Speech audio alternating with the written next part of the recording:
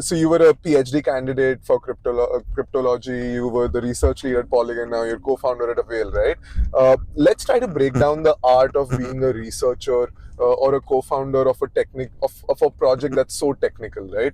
What are some things that in the journey you had to do to upskill yourself, and how do you keep upskilling yourself constantly? Because we're in a space where literally every day there's something new happening, right? So how do you keep up with it?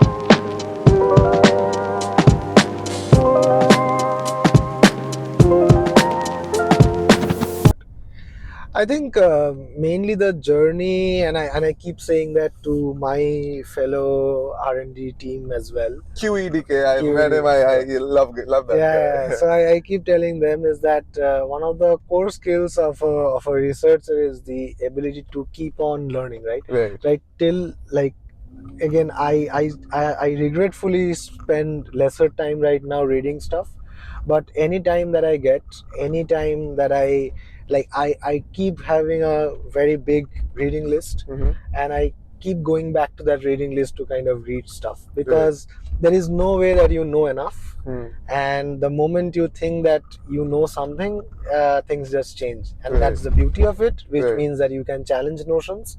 You have the ability and you feel the authority to challenge no matter who is saying what, under the circumstances. Like, you, if you are confident that you know what you're Mm-hmm. talking about and you have a good logical framing around it, Right. you can actually challenge the status quo, which I feel is very enabling.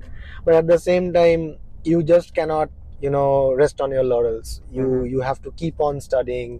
You have to keep on reading new material. Whoever one writes, you will have your own opinions. Like, when you read something, you wouldn't agree, Mm. but that doesn't mean that you shouldn't read it, and Right. so on, just to understand the counter opinions as well. Right. And what are some resources that you would suggest for devs or for people who are getting into research right now?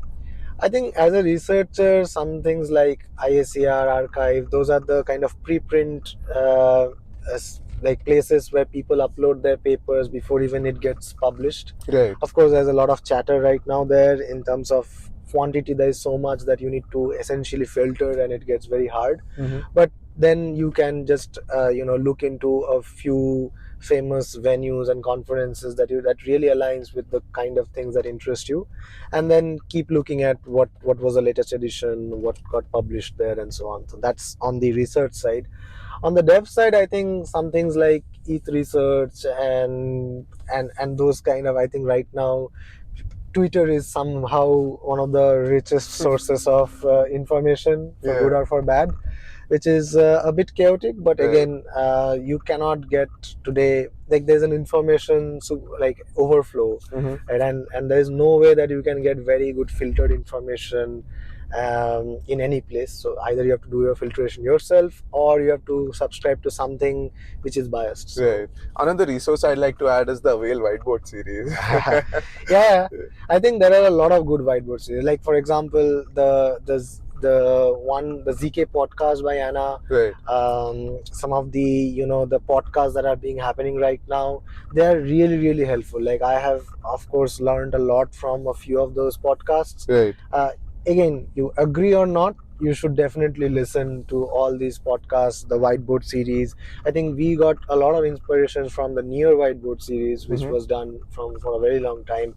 And these kind of, somehow, something like audio sometimes is a little less elaboratory, and Right. that's why we chose to have like a whiteboard session where we Right. can actually go in deep, explain stuff, go deep into one thing. Right. Yeah, especially because I've seen the Manta with Victor one and the Polygon Maiden one, very helpful because the diagrams and the architecture, otherwise you can't just say it without a whiteboard, right?